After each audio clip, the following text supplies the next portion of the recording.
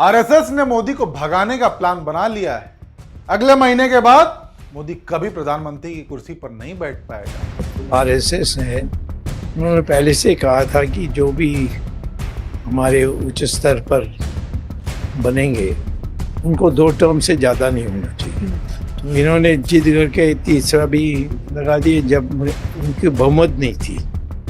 दूसरे पार्टियों को जोड़ करके उन्होंने बनाई है। 2 टर्म के बाद जो तीसरी टर्म में चल रही है इसमें बहुत दिन नहीं रहेंगे। मैं तो तैयारी करूँगा ही, क्योंकि इन्होंने हमारे देश को चाइना को हमारी ज़मीन सब चाइना को दे दी और उसको दबा दिया। वो इंफॉर्मेशन किसी ना पार्लियामेंट को बताया गया ना पब्लिक को बताया गया, किसी को बताया नहीं। अमित शाह तो लोगों को ठिकाने लगाने का काम करता है, किसी को मरवाना है तो ये काम शाह का है। कोई पत्रकार अगर ज्यादा इधर उधर करता है तो शाह उसे बराबर करवा देगा। What about Amit Shah?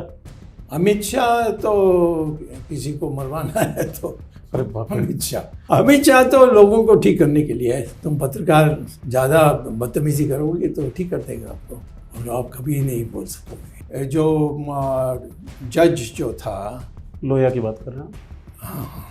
जज लोहिया, उनका हत्या के बारे हम लोग की पार्टी में तो सब मानते हैं कि वही उसी ने किया था। योगी प्रधानमंत्री बनना चाहता है, लेकिन उसका बैलून फ्यूज हो चुका है। योगी का घमंड उसे ले डूबेगा।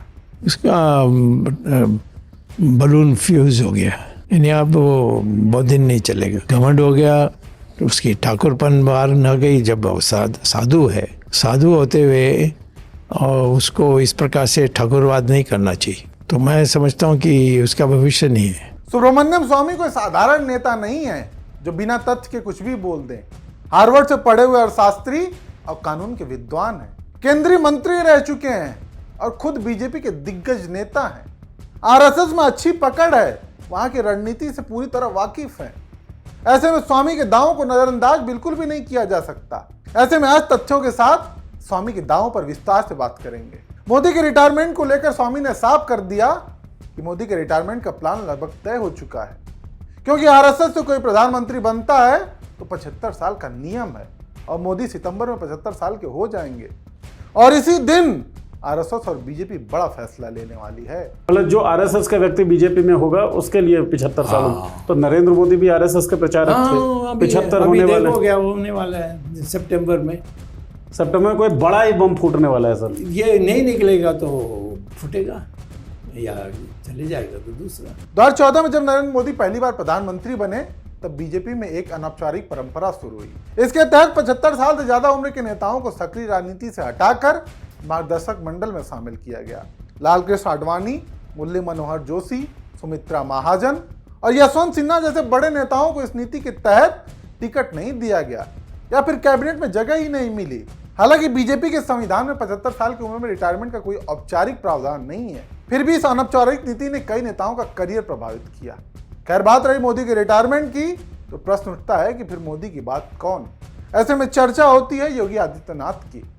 इनको लेकर भी आरएसएस में जो सोच और प्लानिंग चल रही है उस पर सुब्रमण्यम स्वामी ने जो बोला वो और चौंकाने वाला है। पब्लिक नहीं डिसाइड कर सकती है ना, ये तो जो एमपीज मिल करके करेंगे। वो बनेंगे नहीं बनेंगे, अंग्रेजी नहीं बोल सकता है तो विदेश नहीं जा सकेंगे, या बोलेंगे तो वहाँ ट्रांसलेटर से बनाना पड़ेगा। और उसको तो कोई धर्म के बिना कुछ और तो कुछ आता नहीं है, इकोनॉमिक्स तो नहीं जानता। सुब्रमण्यम स्वामी ने गोदी मीडिया पर भी खुलकर बोला। जिस तरीके से गोदी मीडिया सरकार की चरण वंदना में अंधी हो चुकी है, उस पर स्वामी का कहना है कि मीडिया वालों ने तो बस माहौल बनाने का काम किया है। ये सभी मोदी शाह से डरते हैं, क्योंकि शाह उसका काम ही है ऐसे लोगों को ठिकाने लगाने का। अमित शाह तो लोगों को ठीक करने के लिए है। तुम पत्रकार ज्यादा बदतमीजी करोगे तो ठीक कर देगा आपको, और आप कभी नहीं बोल सकोगे। सुब्रमण्यम स्वामी ने मोदी और शाह पर आरोपों की झड़ी लगा दी। ऐसे में सवाल उठता है कि बीजेपी स्वामी के आरोपों पर कोई जवाब क्यों नहीं देती या फिर कोई एक्शन क्यों नहीं लेती। हालांकि इसका जवाब भी खुद स्वामी ने ही दे दिया। उन्होंने साफ कहा कि अभी तो मैंने जो भी मोदी शाह को लेकर बताया है वो तो ट्रेलर है, जिस दिन पूरी सच्चाई बताऊंगा ये मुंह दिखाने लायक नहीं बचेंगे। बाकी बात रही एक्शन लेने की, तो ये क्या एक्शन लेंगे? मेरे पास ऐसे ऐसे सबूत हैं कि कोर्ट चला जाऊंगा। क्या बोलेंगे, निकाल देंगे तो मैं कोर्ट चले जाऊंगा, फिर तो बहुत चीजें खुल जाएंगे। स्वामी के पास क्या वाकई कुछ ऐसे सबूत हैं जिसके चलते बीजेपी उनके दावों पर मौन है? मोदी साहब मौन है, कोई एक्शन नहीं, कोई जवाब नहीं। बाकी सुब्रमण्यम स्वामी भी कानून मंत्री रह चुके हैं, मशहूर वकील हैं, ऐसे में उन्हें भी पता है कि वो क्या बोल रहे हैं। बाकी आप दर्शक स्वामी के बयानों पर क्या राय रखते हैं, हमें कमेंट करके जरूर बताएं।